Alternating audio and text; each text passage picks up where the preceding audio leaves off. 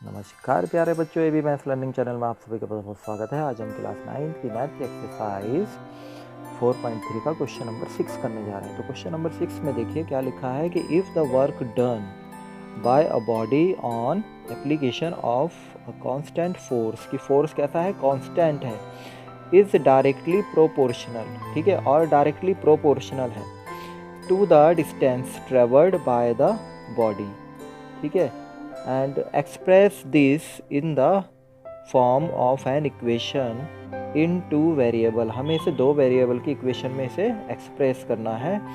And draw the graph, और graph भी बनाना है, of the same by taking the constant force. अच्छा, उसने कांस्टेंट फोर्स देखिए हमें 5 दे दिया है। And also read from the graph, और ग्राफ में हमें देखना है the work done when the distance travelled by the body is. अगर उस बॉडी ने 2 यूनिट का डिस्टेंस ट्रेवल करा है तो कितना वर्क डन हुआ है, ठीक है।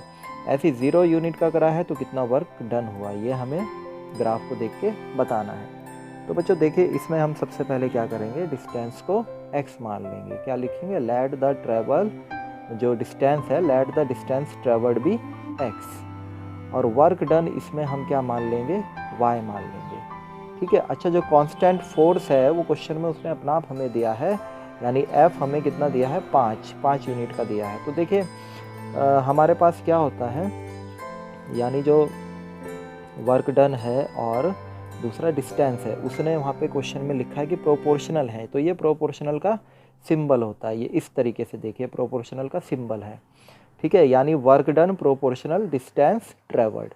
तो इसको हम ऐसे लिखेंगे y प्रोपोर्शनल x, ठीक है। अच्छा, यहाँ पे एक कांस्टेंट फोर्स दिया है, तो जब ऐसे हमें करना हो और इसे इक्वेशन के रूप में लिखना हो तो हम ये प्रोपोर्शनल का सिंबल हमें हटाना पड़ेगा। इसकी जगह हमें क्या लिखना पड़ेगा, इक्वल्स टू लिखेंगे। और इसका रूल ये होता है कि जब आप यहाँ पे इक्वल लिखते हैं तो यहाँ पे कोई कांस्टेंट आपके पास होना चाहिए। तो कांस्टेंट हमें यहाँ पे दिया है उसने 5, तो हम यहाँ पर इक्वेशन में क्या लिखेंगे, y equal to F X, और f की जगह 5x लिख देंगे। तो y इक्वल टू 5x, ये आपके पास एक इक्वेशन बन गई है। बस अब बहुत इजी हो गया है। अब हमें क्या करना है, x की वैल्यू, यहाँ पे एक टेबल बना लीजिए, x y लिखिए। x की वैल्यू जब आप 1 पुट करेंगे इस इक्वेशन में तो y की वैल्यू देखिए क्या आ गई, y equal to 5 multiply 1, y की वैल्यू 5 आ गई है, ठीक। और अगर ऐसी x की वैल्यू हम 0 पुट कर देते हैं तो y की वैल्यू भी 0 आ जाएगी। फिर उसने क्वेश्चन में हमें बोला था, रीड करना है हमें, क्वेश्चन में बोला था कि फ्रॉम द ग्राफ द